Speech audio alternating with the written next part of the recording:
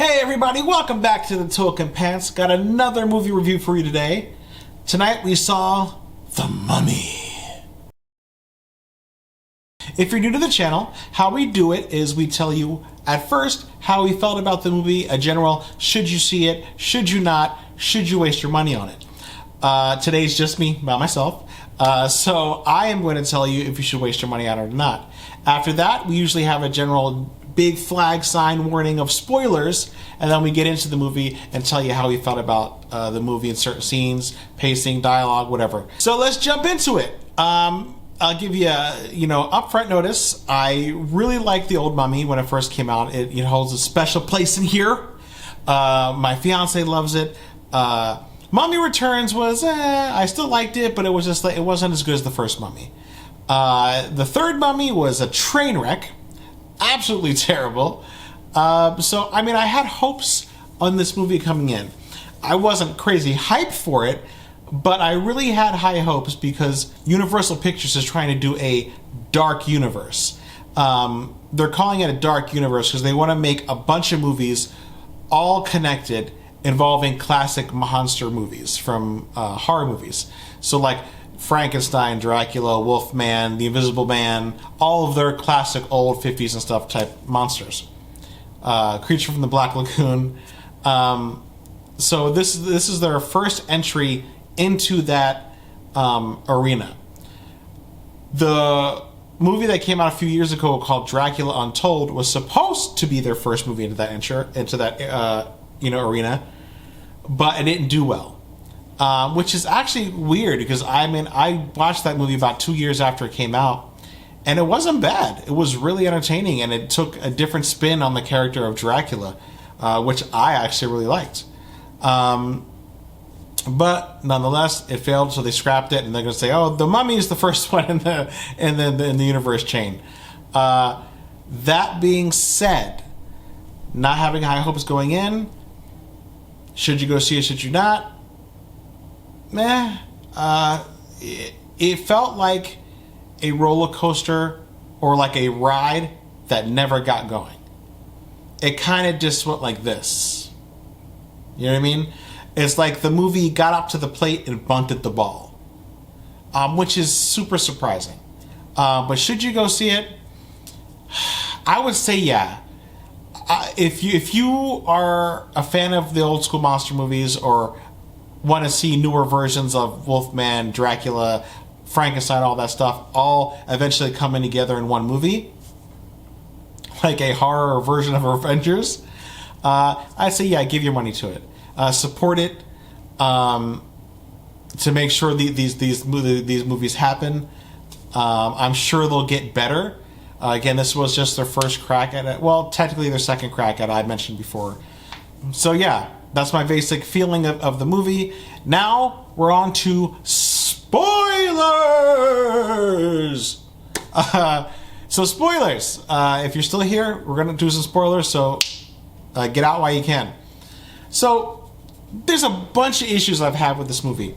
Number one, my God, I wanted this movie to be good. There's too much talent in this movie for it not to be leaps and bounds better than it is. And I'll tell you what I'm talking about, because I wrote these down. I usually try to swing it when I get out here and just talk to you guys, but I had to write this stuff down. So the director of this movie is Alex Kurtzman. You'll recognize the name because as a writer, I'm gonna go look at my screen really quick. As a writer, he wrote the original Hercules and Xenos episodes. He wrote Alias episodes. For movies, he wrote The Island, Legend of Zorro, Mission Impossible 3, Transformers: Revenge of the Fallen, Cowboys and Aliens. He created Fringe and wrote that. Fringe was fantastic. Amazing Spider-Man 2, good. Star Trek Into Darkness. So Sleepy Hollow. So he's a competent writer. He's a decent writer. But as far as directing credits, almost nothing. He directed one episode of Alias, an episode of a TV talk show called The New Day. I've never heard of that. Some looks like a TV movie called People Like Us, and then boom, he's director of The Mummy. Now, I get why the studio took a chance on him. His acting, his writing credits are like, pfft, and some of them are huge hits. So I get why they take the chance. However, from the filmography of Alex Kurtzman, it looks as if, as long as he has a good director, someone with solid vision and talent, he pairs well with that. And it will put out a solid product. You give him a crap director, then it kind of ends up being crap. That being said, there's so much talent he has, and I feel it was just wasted on this movie. For instance, this movie, Alex Kurtzman came up with the story along with John Svatz and Jenny Lumet. And then 3 other guys wrote the screenplay for it. So I don't know if there was a lost in translation thing happening, but even the people who wrote the screenplay have got huge movies under their belts that are like hugely successful. Doctor Strange, like a whole bunch of stuff. Which is why I say there's far too much talent involved in this movie for it not to just have knocked it out of the park. Not for you to have walked out of that movie going, man, I cannot wait for the next one. Whoo, shit. It just doesn't. You just walk out like, yeah, okay. Like it never went anywhere. And it never went anywhere because of the editing. Maybe it's because he's a first-time big-budget movie, but like the action sequences is something that's really hitting Hollywood hard right now, is these close-up, fast cuts of action sequences where you can't really see what's happening. And that's terrible because it just ends up doing this. Like, who wants to see that? Like, you put all this money in special effects, show it to us. Show us what's happening. The story of The Mummy 1, far more interesting than this story. Also, hugely predictable, even if they didn't give everything away in the trailers, which they did. They gave everything away in the trailers. Tom Cruise eventually gets the mummy powers at the end of the movie, and he becomes the new mummy. Which I thought, that alone was a bad direction for the movie. I think they should have kept it as the female girl and somehow turned her good at the end, or made a deal with her or something, or contained her, and have her be the mummy that they use to battle evil in the future movies. The pace of the movie was really slow. It would just be like, and be like, like it. The acting, Tom Cruise was very borderline. Like, he didn't really do anything. On contrast to that, Russell Crowe was great.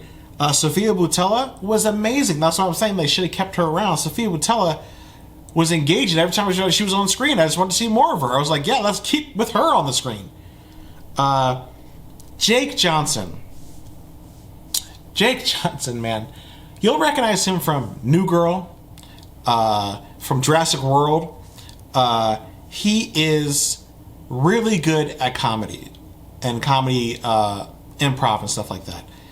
If you ever watched him on New Girl, he is really great. He's really funny. His timing is perfect. Like, he just hits. You get to see that at the beginning of this movie. Jake Johnson plays Chris, the best friend of Tom Cruise's character, Nick. And they're in this little buddy-style scenario at the beginning of the movie where they're doing something crazy. Chris hates it. Nick, played by Tom Cruise, is like, yeah, let's do it. And Jake Johnson's character is very funny. And it's going back and forth. You're like, okay. It's kind of setting the pace for the film. And you're like, yes. I'm kind of digging that little Tom Cruise and Jake Johnson batting it back and forth. Okay. They discover the tomb. This is all within like the first 15 minutes. They discover the tomb. Jake gets bitten by a spider and then dies.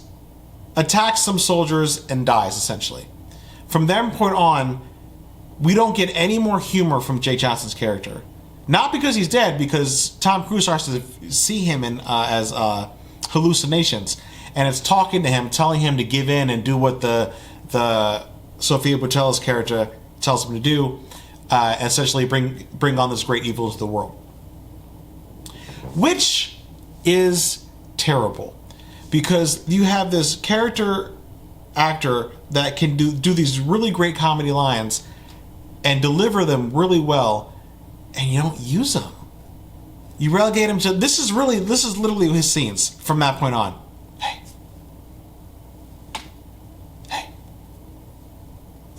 stuff like that. Ooh, pointing at stuff like what? His longest dialogue scene is when he sees Tom Cruise in a bathroom, and he's just talking to him. And it doesn't really ever get funny or like back and forth like the beginning of the movie was. And you're just like, why is this here?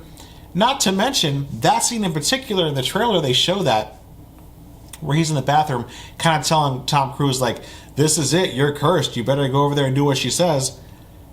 He's normal. He looks normal.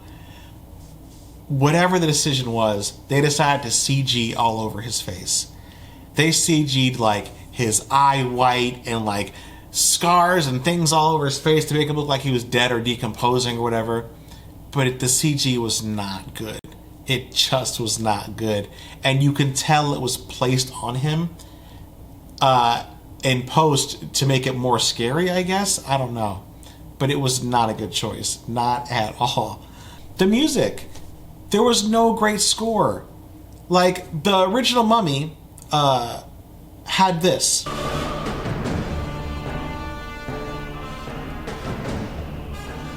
Right? Pretty good.